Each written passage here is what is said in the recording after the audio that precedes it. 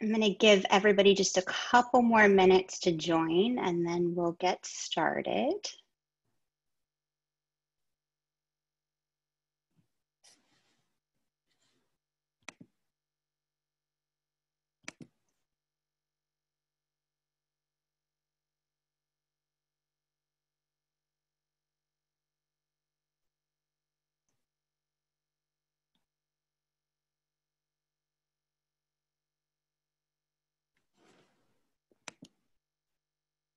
Judith, it looks like we still have a few people joining. I don't know if you wanted to wait or if you want to go ahead and get started.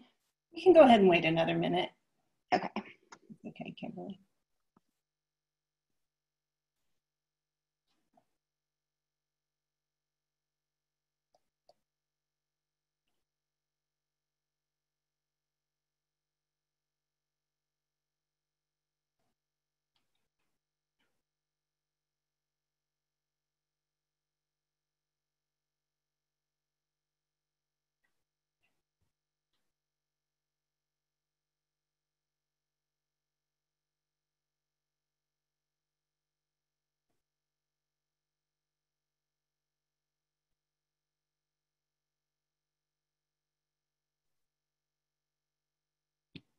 Okay, it looks like we've kind of slowed down with everyone joining. Are you guys okay to get started?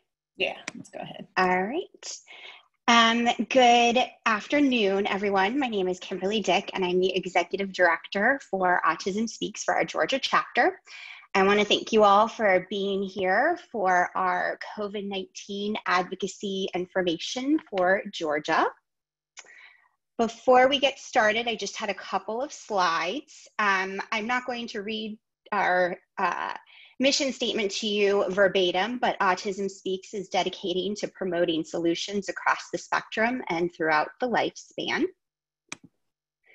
And we have 5 main mission objectives, and these are increasing global understanding and acceptance of people with autism, being a catalyst for life-enhancing research breakthroughs, increasing early childhood screening and timely interventions, improving the transition to adulthood, and ensuring access to reliable information and services throughout the lifespan.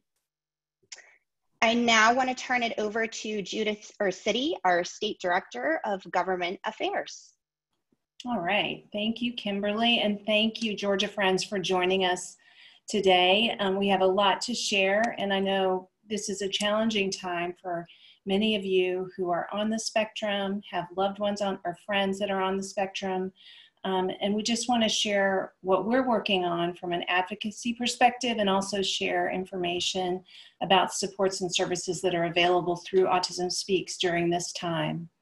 And we don't want to engage in advocacy without being engaged with you, our Georgia community. And so we've been having calls, we've been having Zoom meetings, I've been talking to some of you individually, and Georgia's always been a very close-knit autism community anyways. We've worked on the passage of Ava's Law and other things through the years. And what we've been hearing through the years, and most recently with all the challenges related to COVID-19, particularly because of the challenges of COVID-19, educational services, which many aren't great to begin with, but the abrupt discontinuation of them has really thrown our families for a loop. Day programs are closed, clinics where you might receive therapeutic services like speech or OT, or if you go to an ABA clinic, you might have problems accessing those. The shift to telehealth has been really great for some, not so great for others. Mental health supports are so critical for people on the spectrum and their family members. I actually had a counseling session this morning with my psychiatrist that I talk to regularly as the mom of someone who has autism. I need that help, and I know many of you do too. And accessing that right now is not necessarily easy. The lack of connection to community opportunities and supports, that's devastating for people with autism. I know my son Jack, many of you know this too, he loves to go to Outback every Saturday to get his wings, and we have not been able to do that for months now. We have picked them up, so he has had the wings, but it's not about the food. It's about the people. It's about the place. It's about his community, and that is gone right now. And I don't know when it's going to come back. And that's hard. It's very hard for him. But he keeps asking. Employment services, employment opportunities for people with autism have been halted or really limited. Respite, which is so important to our families. A lot of that is not available now. And I know there was a story out of, I think, Loganville, where a family recently had a child wander from their home while the mom was just briefly trying to get a shower, and their child required 24/7 care, and the outcome was tragic. So our families, they can't do it all by themselves. That respite is critical and important and life-saving. Disruption of routines, not only Outback Steakhouse, not only school, not only community, but just the disruption of going to the grocery store, going to church, going to Special Olympics or Best Buddies or things that you might engage in. Those things are disrupted, those routines that are so important to our community. Families are struggling financially. We do have some Autism Cares grants that we'll talk about later, but it's so hard right now. People are losing their jobs and their incomes are being reduced. Many people with autism, one of the hard parts that people don't like to talk about are challenging behaviors, and those can really spike during disruptions in routine and during times of change. And it's so hard for the person who's experiencing the challenging behaviors. Those can be self-injurious, or they can be directed towards others or towards property, things like that. And it's really hard for those who love them and are supporting them. It's a tough time, and those are spiking right now. And then finally, just access to healthcare with the appropriate supports. If you're a person on the spectrum, if you're autistic and you have COVID-19 and you're hospitalized, can your caregivers, can your family members be with you to help you advocate for appropriate healthcare and services? That's just an example of what we're hearing from families. It's really hard. So those hardships, that information that you're sharing with us, we're really trying to shape our advocacy around. We do want you to know that today we're going to be talking about a lot of those advocacy efforts, and we want to engage with you because of the size of the webinar. We do have you guys on mute and we can't see you, which I hate, but it's just because of bandwidth issues. It's best so we can get through this information with you. That said, you can chat, you can put information in the Q&A. Kelly Hedrick, who heads up State Government Affairs and Grassroots for Autism Speaks, is there, and members of our Autism Response Team, they're there as well to answer questions as we go. If you have a really unique, an individual kind of question, feel free to contact our Autism Response Team too. They're amazing. They are Georgians. They're there on the ground with you. They know what's going on. You can call them at the number provided on the screen or email them at help@autismspeaks.org.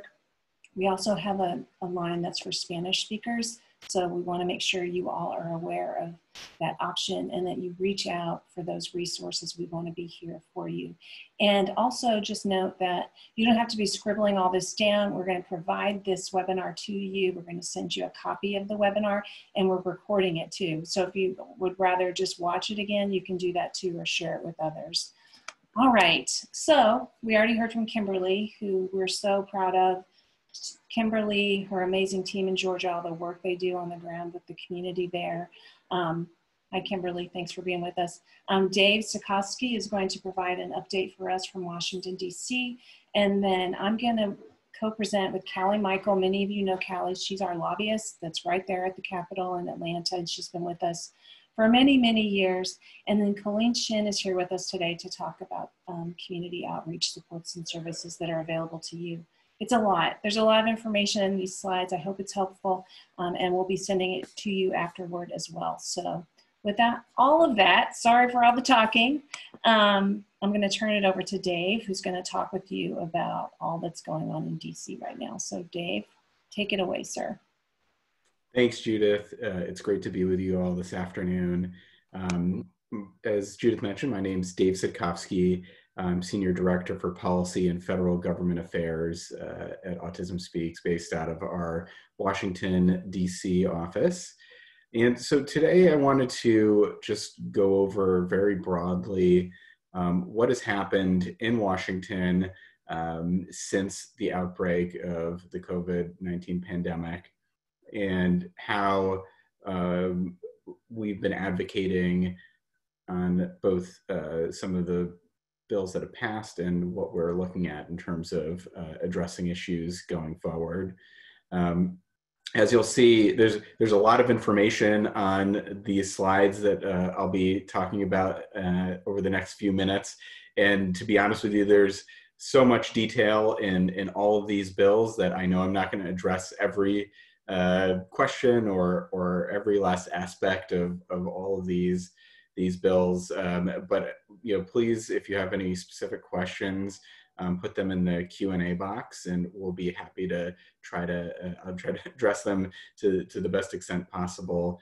But really wanted to just provide an overview of what we've seen and what we're seeing going forward in Washington.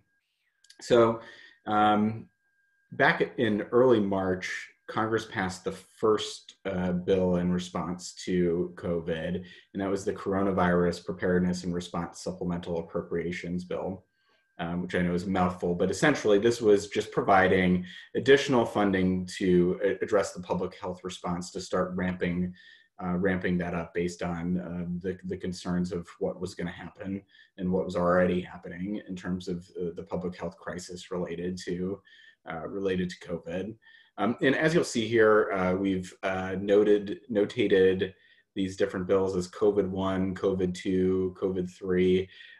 It's really just to denote the order in which the major actions by Congress related to COVID have come in terms of chronologic order. And it's something that in Washington, D.C. is the way that these bill names are thrown around. While they have, longer names like the Family First Coronavirus Response Act, et cetera, a lot of these bills are often referred to in this numeric way. So that's why they're notated that way. So of course, knowing that just that $8.3 billion in emergency funding for the public health response was not going to be enough to address all of the challenges faced across the country in so many different respects. Congress took action again on March 18th with the Family First Coronavirus Response Act, COVID-2. There were a number of different elements to this bill, but one of the very important provisions was providing access to emergency paid sick and family leave for individuals working at employers that have less than 500 employees. And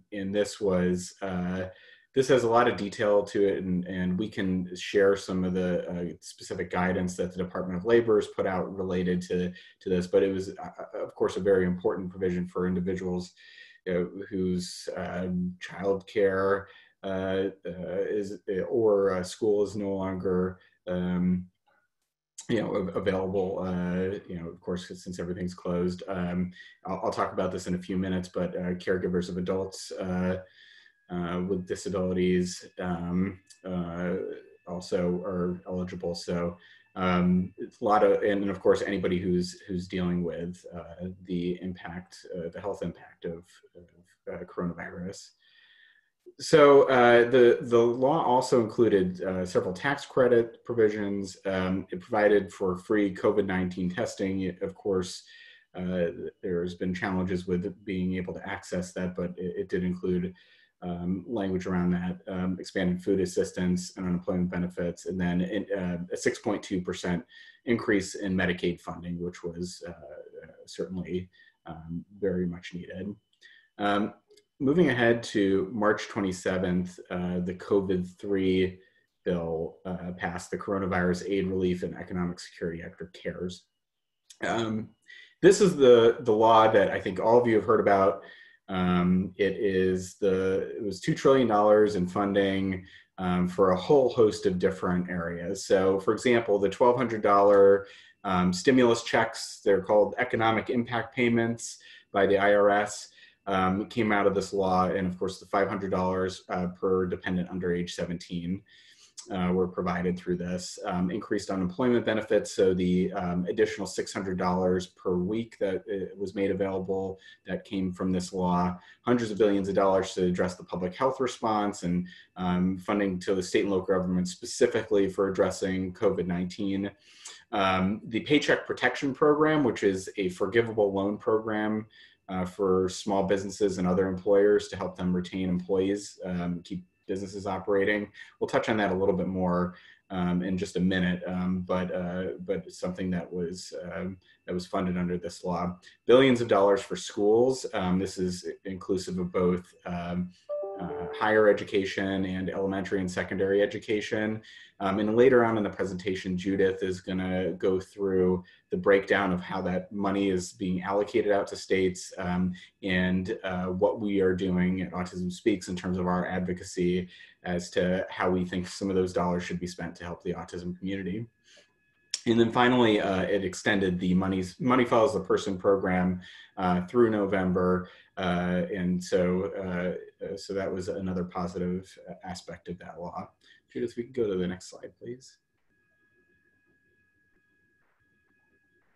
Thank you. So as I mentioned, in that COVID-3 bill, the CARES bill, the Paycheck Protection Program was included that provided forgivable loan or potentially forgivable loan assistance to small businesses. There was a lot of news coverage about this, and because there was such high demand for this money, and really within a very short time frame, the $350 billion that was provided for small businesses through that program was completely gone.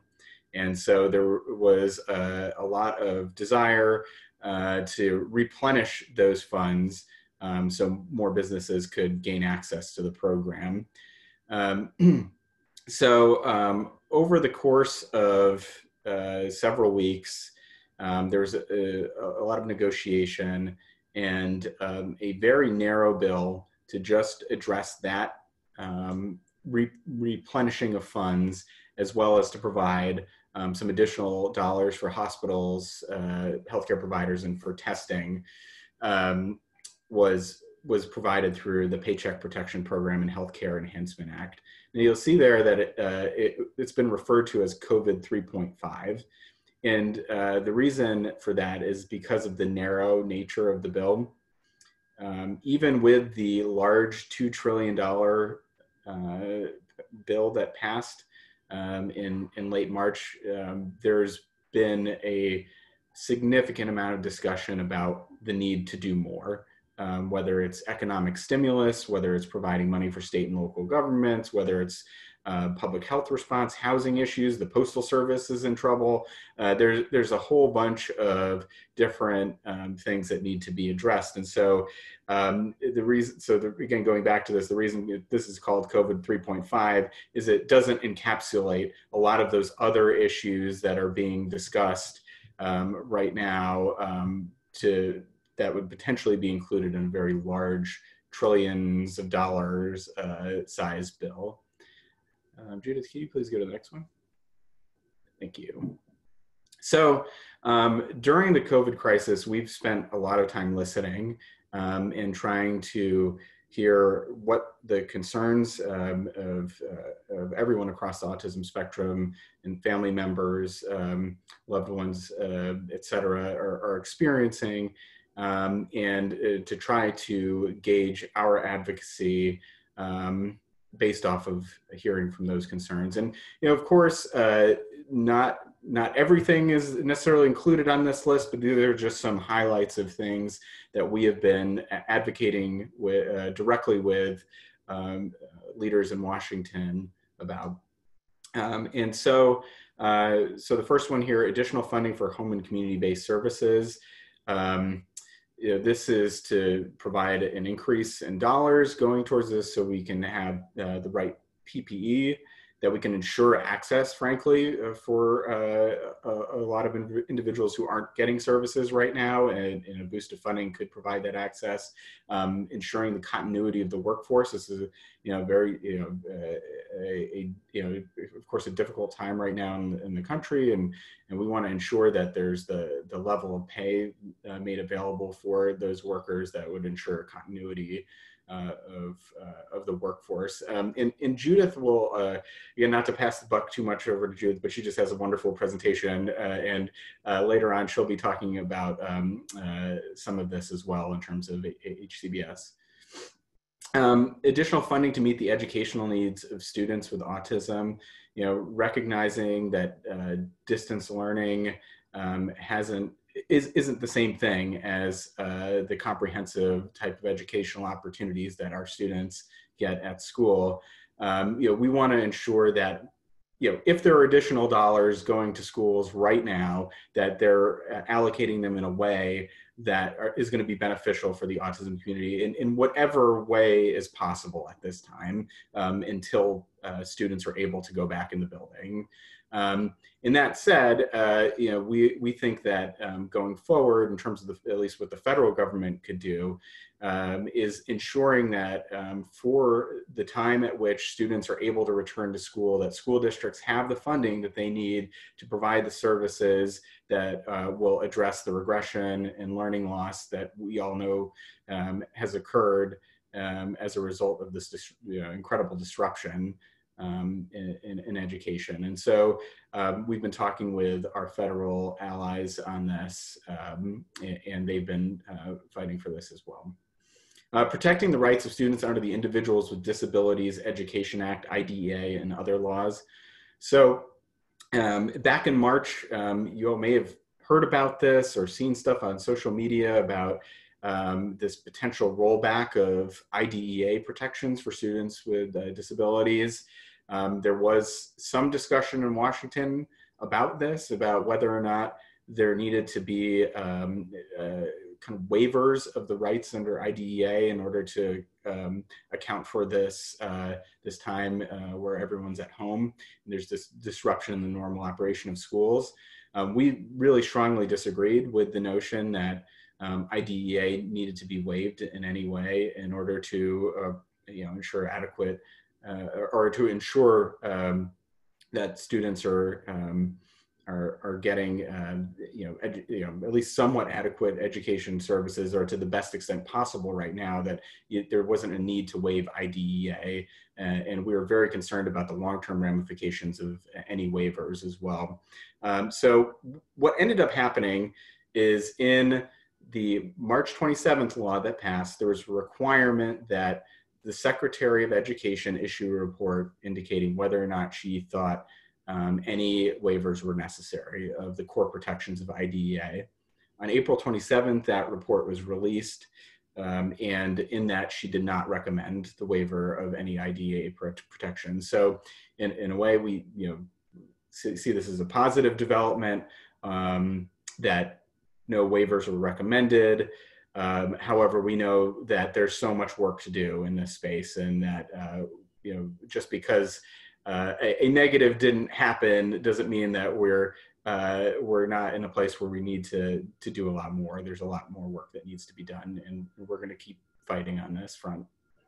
Expanded access to telehealth services for healthcare needs. As everyone is aware, that's where we've moved, with the exception of our emergency type care, that there's been a huge shift towards telehealth services. So ensuring that people have access to it, and ensuring that providers understand the healthcare needs of individuals on the autism spectrum is a constant thing that we're looking at. But in particular, when we're talking about telehealth services and it being a different medium, we want to ensure that people are getting the healthcare that they need. Eligibility for the $500 economic impact payments for dependents over age 17. So as I mentioned earlier, there's these stimulus checks that went out, and there was a limitation on who could receive $500 economic impact payments. It was only dependents under the age of 17, which we thought was very inequitable. Leaves out a lot of people within the autism community, and we, along with many other advocacy organizations, have been fighting in this space and to try to reverse that policy and make those payments retroactive. According to caregivers of adults with disabilities, the same emergency paid sick and family medical leave policies accorded to caregivers of children.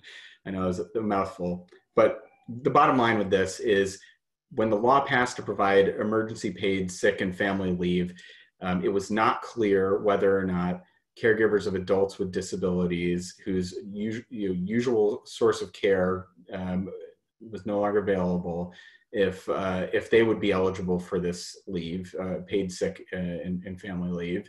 It was unclear in the law.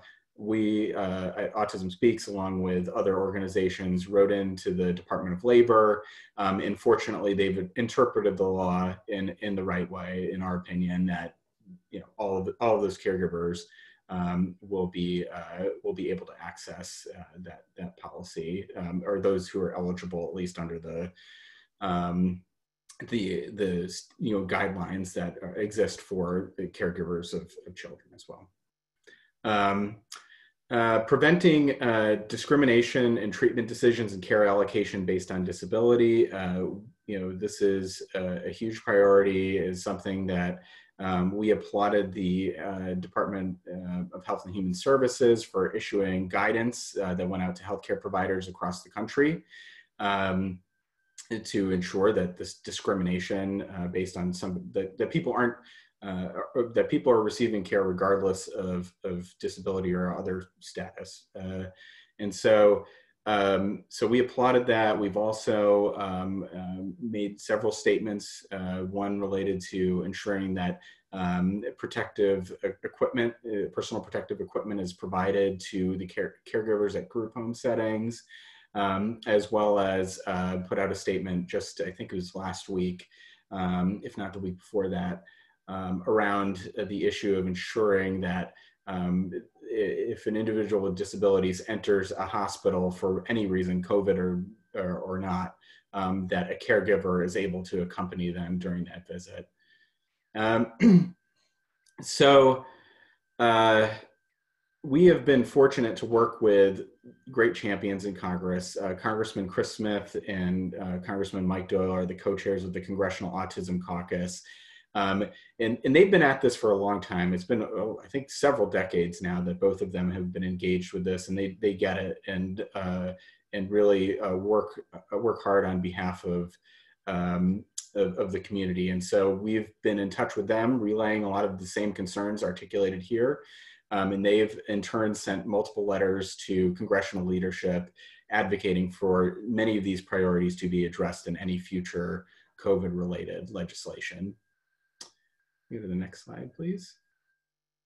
All right, so what's next? It's unfortunately a bit of an unknown at this point. On May 15th, the House of Representatives passed the HEROES Act, which was a $3 trillion relief package that covers a whole host of different issues. So it provides $1 trillion in funding for state and local governments, provides housing related assistance, it provides a lot of money for education. I mean, it's just a massive, massive bill that covers a lot of ground.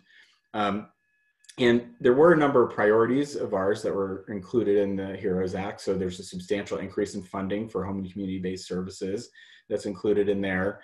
There's $100 billion for education on top of that $1 trillion that is provided just in general assistance for state and local governments. The dependence issue that we talked about was addressed in this legislation. It clarified eligibility for emergency paid sick and family leave for adult caregivers of adults, provided $10 million for developmental disabilities activities.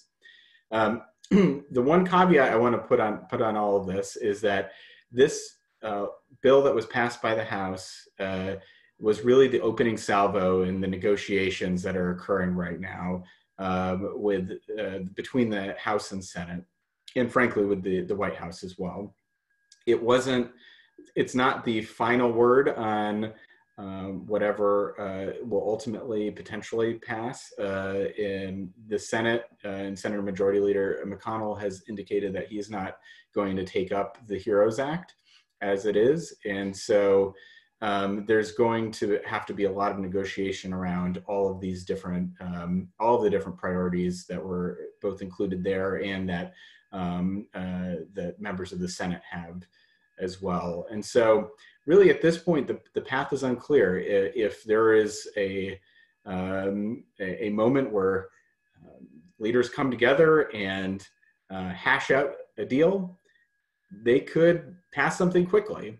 Right now, we're not there. It's been a bit of a standstill. And so it's really not clear as to when if there's an additional relief bill, when it will pass. It could be sometime later this month, or it could be sometime next month. We aren't sure, but what we can tell you is that, in terms of our advocacy, we're going to continue to listen, continue to advocate on behalf of those priorities that we have that are included in this presentation, but any other issues that pop up as well, we're going to try to be receptive to and try to advocate on as we move forward. And so really just appreciate your time and listening. I know there's a lot of information I threw at you, but if you have any questions, please let me know, and I will turn it over to Judith and Kelly. All right, Kelly, I'm not sure if we have any questions from the chat that are relevant to the group. No questions so far. Okay, great. Dave is extremely thorough, and there's so much going on, so thank you all for paying close attention. Sometimes it seems like what goes on in DC is so foreign, but particularly right now, it's happening and it's affecting our day-to-day lives in Georgia. So thank you, Dave, for sharing that with us. Okay, now we get to the really good part though. What's going on in the state? And there are things going on right now with subcommittees and the legislature heading back into session to look at the budget. So right now I'm going to actually turn it over to Callie Michael. Callie is a contract lobbyist for Autism Speaks. She has worked on our behalf in the Georgia Capitol for years and years and years, and is really, she's a part of our Autism Speaks family at this point.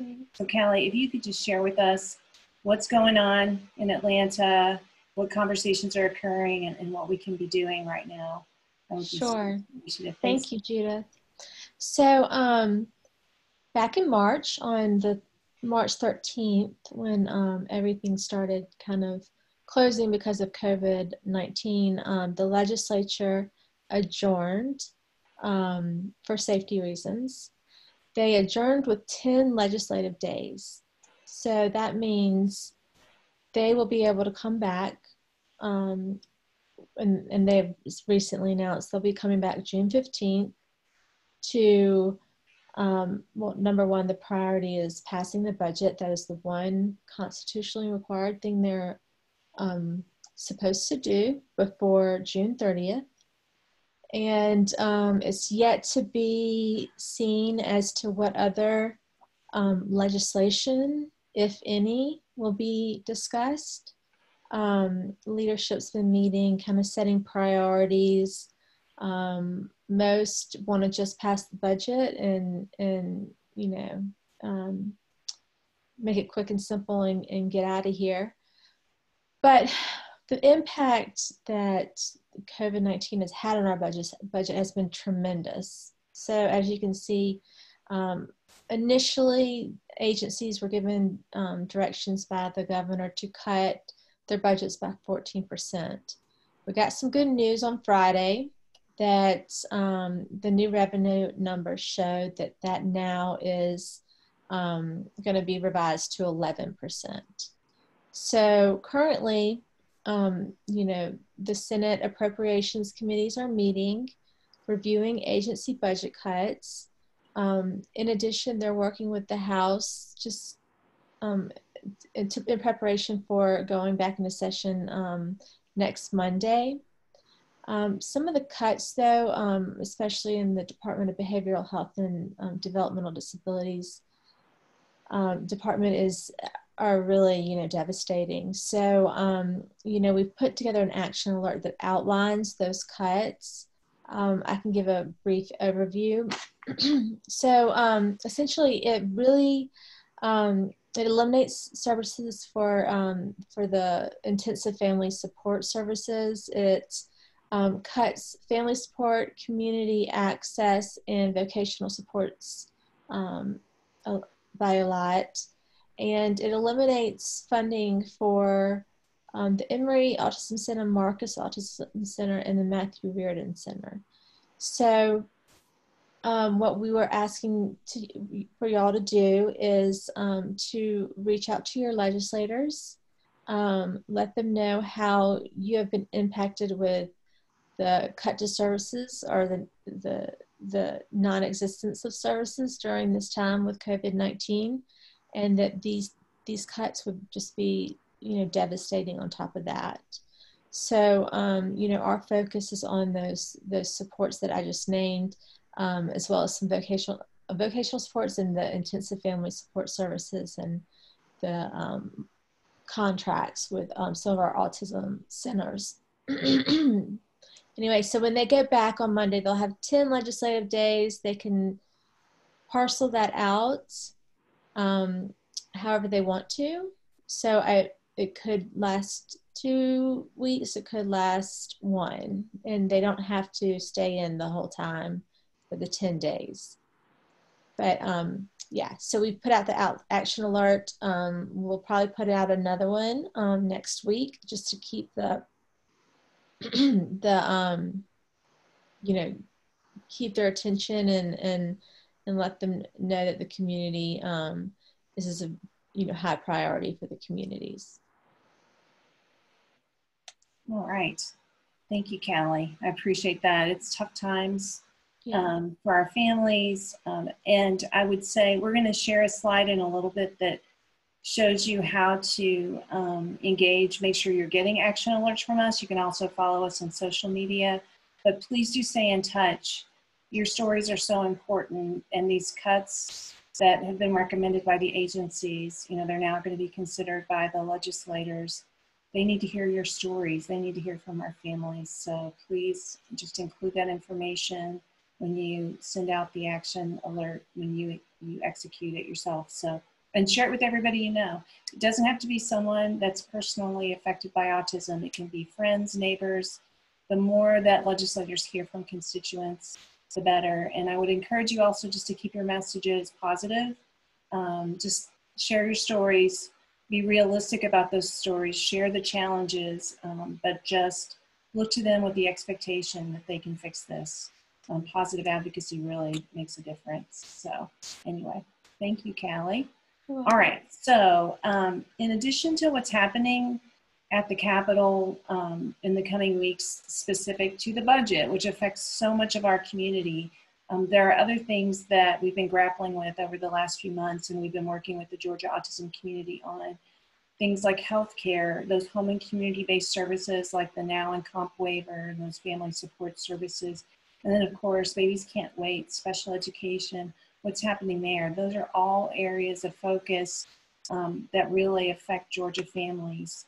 So just quickly, one thing to note is if you use Medicaid for your health insurance, if when you go to the doctor, you're using Medicaid, or your child is using Medicaid for health insurance, there are some flexibilities that Georgia applied for and was approved for by the federal government. They went into effect on April 1st and April 14th, and they just allow some flexibilities around prior authorizations, places where services can be provided, fair hearing request and appeal timelines. And the whole goal is to make things just a little bit easier during this time that everything is just closed and shut down. So that's sort of a simple but flexible piece that I want to make sure those of you that use Medicaid as your health insurance are aware of.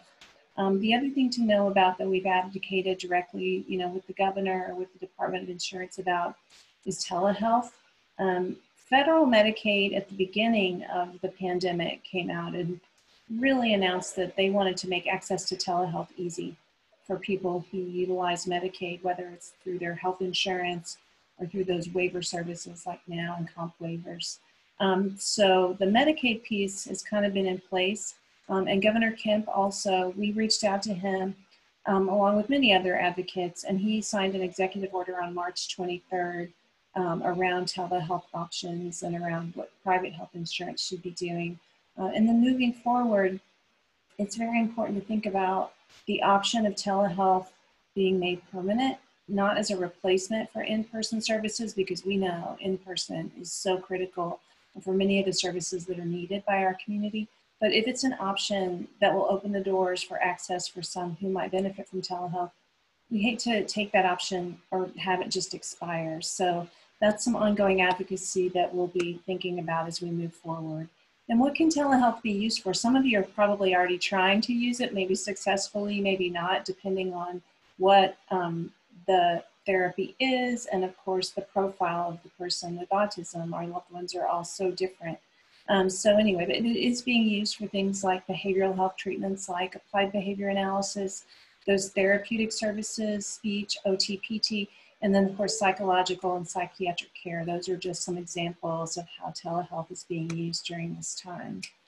All right, so this slide has way too many words on it, I'm sorry. And I'm not gonna read all of this to you right now. We will be sending this out, and we do have links in here so you can go to the source documents and read even more if you're just a big detail-oriented person. I know some of you are, but I do want you to know with regard to those home and community-based waiver services, the now and the comp waivers, that means so much to our families. Georgia applied for something called Appendix K early on, and we reached out through our advocacy, asking them to do this, to provide flexibilities with Appendix K. And Appendix K was approved federally on April 9th. And so it very much like that Medicaid stuff that I mentioned earlier that provides flexibilities for the healthcare side, the Appendix K provisions provide some flexibilities for those waiver services that you receive through now and comp waivers. So I'm not going to go through all of this, but for example, there's more options about where these services can be provided. There are certain situations where family caregivers or legally responsible individuals can be paid for the services themselves rather than having an outside provider come in. They've modified temporarily provider qualifications and training requirements and all the different sort of bureaucratic barriers when it comes to person-centered planning and things like that. Or if, for instance, there's an acute care hospital stay, can services be provided there? Yes, in certain situations because of Appendix K. So we know all of these things are available. What we're trying to track right now is how they're affecting the community, if these flexibilities are being offered, if they're being utilized, and how that's working. So if you have feedback on that, I'd be very interested to hear.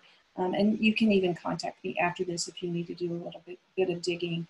But this flexibility is supposed to help with those waiver services during this time. So hopefully there's a difference there. All right, so special education, early intervention, which in Georgia is called Babies Can't Wait. There is a lot of information on the Georgia Department of Education website about the closure, and they talk about how important it is for families and schools to collaborate and communicate regarding services for students with disabilities, which of course many of those students are students that are autistic. And so I've provided some information here that's directly from the special education website in Georgia that provides details for families and parents of students with those disabilities. I will acknowledge this is a really challenging time. We are hearing over and over again that for a certain part of our population, remote learning does not work at all. And so we're really advocating for use of some of those federal funds to help with not only that, but also some other disparities that I want to talk about quickly. There is money coming down from the federal government, as Dave mentioned earlier, and some of it is delivered just through a formula, and it's going out to the school districts all across the state. Some of it, the governor has discretion on how it's being utilized, and we're advocating around that.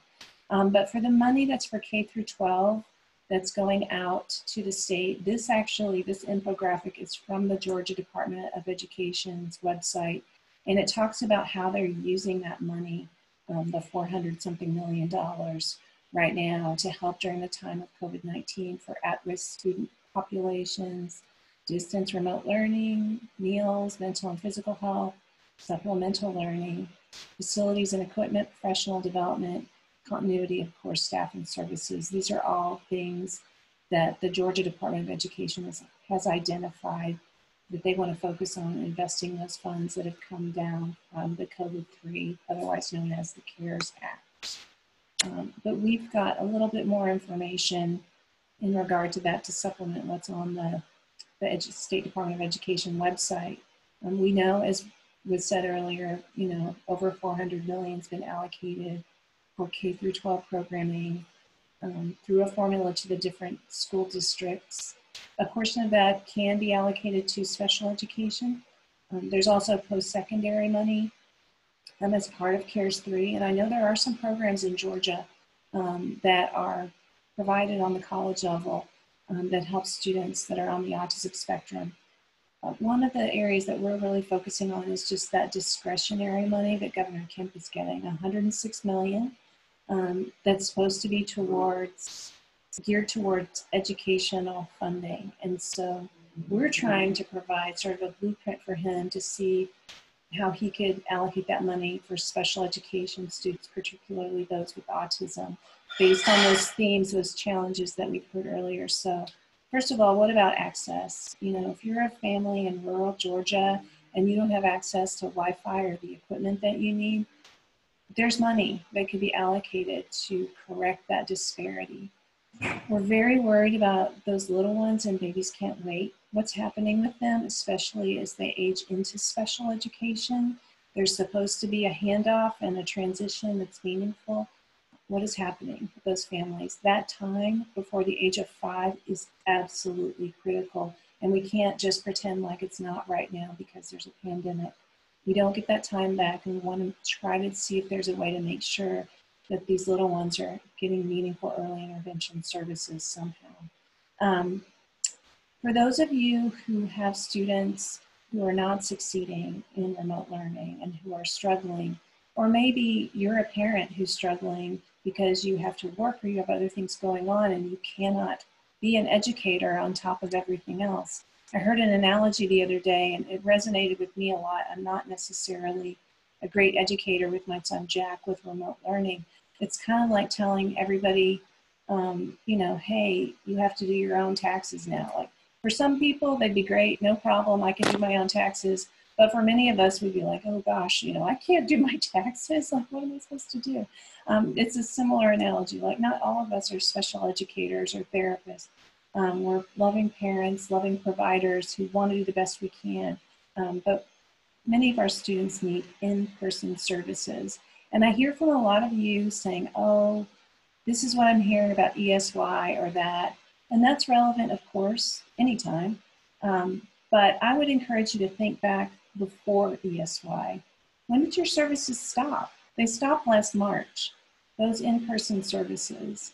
So those can resume, and under federal law, they can resume as soon as it's safe and feasible.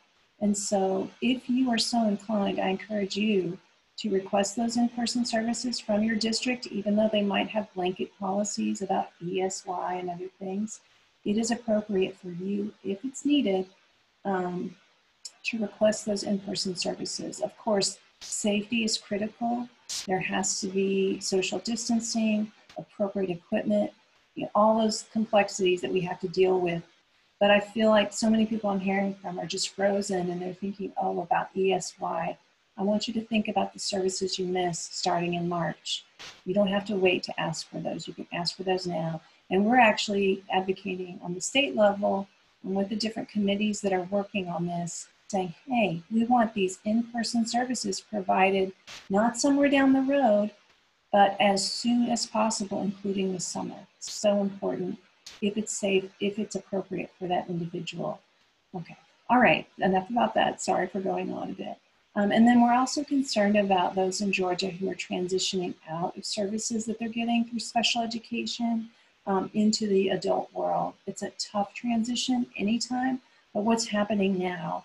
And is there any way that we can make sure that the services they miss from March on are provided to them, even if they age out during the time of all this closure? So those are some of the things we're trying to talk about when we're talking about using that federal money, or even using the existing state funds, or doing whatever we can to get meaningful supports and services to our diverse autism community. There's not one answer for every student or every person who's on the autism spectrum, but we're trying to have an inclusive, expansive, attainable effort. So please be involved with us. You can follow us on Facebook at Autism Speaks Advocacy. If you're a Twitter person, Twitter's pretty brutal, but it's important, I think, too. So you can follow us there, and then also on Instagram. If you are not a social media person, good for you. That's great. You can track us on our website at autismspeaks.org/advocacy. And I encourage all of you to go to that page and scroll down, and at the bottom there's a place to sign up for advocacy alerts. We promise not to spam you, but that's the mailing list that we engage when we're asking people to contact their legislators like we are this week. So please make sure your name's on that list. Go to autismspeaks.org/advocacy, scroll down to the bottom and sign up for those advocacy alerts. All right, that is enough from me. I don't know if we have any questions or comments, Kelly. Judith, we have a thank you for the advocacy and the alert, but no questions at this point. Oh, good. I'm glad you guys got it, and there will be more to come over while they're in session over the next few days. So please forward that to everyone who will not be annoyed, or even maybe some of those who might be annoyed, and just ask them to also click through and take action. It really is very simple, only takes a minute. And we know from all the work we've done through the years with the Georgia legislators, those emails can really make a difference to them, especially your personal stories. So thank you guys so much. Okay, now for the really good part, I'm going to turn this over to Colleen, who's going to talk to you all about just supports and services that are available to our families during the time of COVID-19. So Colleen, it is now your turn. Thank you. Thank you so much, Judith. Thank you, everybody, for joining us today. I know everybody is really, really busy and has a lot on their plate, so we appreciate your time. I will tell you, I've been with Autism Speaks for almost 5 years full-time. I was a very active volunteer prior to being at Autism Speaks, and if you ever wondered what advocacy is being done in our communities, this is a wonderful example. I just am so impressed with the fact that we're so engaged, and we're not just engaged at a federal level, but we're in every single state working for very state-specific topics, especially right now, because this is really unprecedented times. I will tell you also that when COVID-19 actually emerged, the services and supports team really kind of sprung into action. Because again, really unprecedented time. I've worked in this community for over 30 years. I've never seen anything like this. I've never seen such a disruption in our communities, and just how it really does have a snowball impact on everyone. We all know how important routines and structure and schedules and everything are for this community. And it's also hard for providers, speaking from a past provider standpoint, they miss your loved ones with autism. That's 100% sure. But we also know, on top of trying to be productive at home in many cases, that's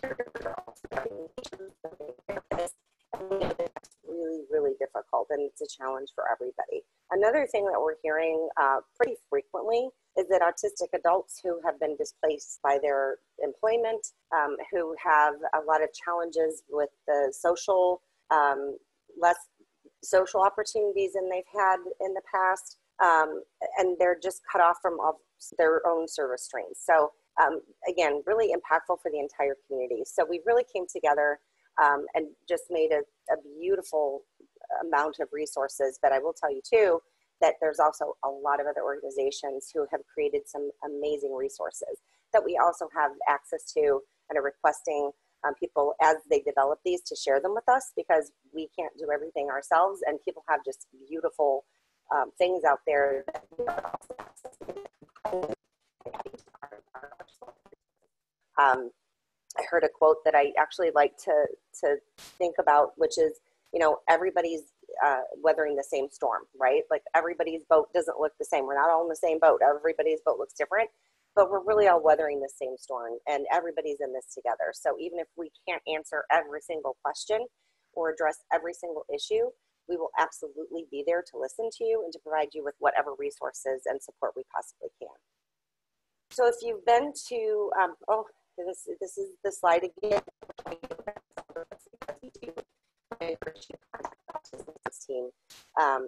You're lucky enough in Georgia to have a wonderful person that's actually based in the Atlanta office. And again, if you are looking for a specific resource, you can't find it, you need to just talk to somebody about what's going on in your particular situation. This is individualized responses to different questions, reaching out regarding anything, whether it's COVID-19 related resources or just anything in general. So please contact the Autism team. Again, a lot of times people don't want to have a conversation, or they don't have time for a conversation, or a conversation might be difficult for some individuals with autism. So when you, I think we can go to the next slide, and I think that was the art slide. Again, I cannot brag enough about this team of people. They're just incredible.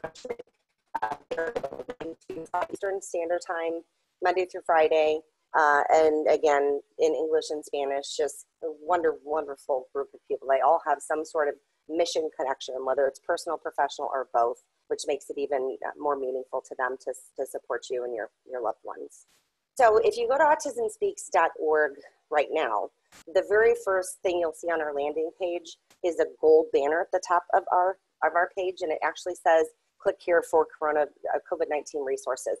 I can't go through all of them because we would be here for at least another hour, and it's just not enough time for that. But I will tell you that these are broken into different categories, which is really very nice because it's easier to navigate that way. So you can see there's some different things, and those program closures and how that's impacting people. What should the autism community know just overall with the coronavirus outbreak? But then you'll also see different tabs. You'll see a families tab. You'll see adults on the spectrum. You'll see educators and health care providers and professionals. Just this morning, I got a new updated link to events, and they're all mostly virtual events that are really important now since schools are over for the summer and a lot of the programming has ended. And then we have a whole tab for non-English resources, and then of course our advocacy. Again, the beautiful thing about being immersed in our community, they have been sending us resources, and when we can provide those and make those available on our social media pages. So I would again just encourage you, if you haven't already done so, to join your local Georgia chapter Facebook group now, their Facebook groups, and they will have access to some of the things on their page, and it's just a really nice way to connect with people as well. So again, here's another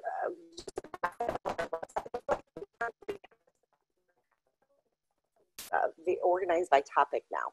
So it's a little easier to navigate, which is really nice. And you can also click on one of these topics, and then you can put in what level of support you need as well. So if you can see some of the lists here, we have financial planning, safety, which we know is a very big concern in our community right now, school, technology, just a bunch of different resources. And if you click on one, then you can, again, put in your level of need of support, and then just find what you're looking for specifically. If for some reason you can't find what you're looking for, that's a perfect opportunity to reach out to the autism response team, and you can say, this is what I'm looking for. Can you please help me find it? And they can send you a link to what you're looking for right away.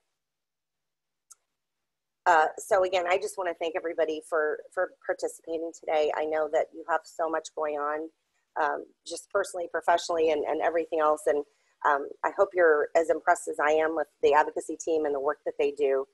You also have a wonderful local Georgia staff team. I'm not part of that team. I'm an outreach director. I'm based here in Chicago. I'm standing in for a wonderful colleague, but you guys just have a great team behind you in Georgia, and please don't hesitate to reach out to anybody, because we're here to support you in any capacity that we possibly can. So please stay safe and be well, and I'm turning it back to Judith for questions if we have any. Thanks, Colleen, and thank you, everyone. We're a little bit over the hour, I think, because of all my talking. Sorry about that. Thank you guys for hanging in with us. We will be sending information shortly with the webinar and with the recording, so stay tuned for that.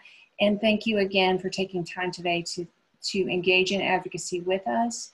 And please stay safe and well. We will be in touch very soon.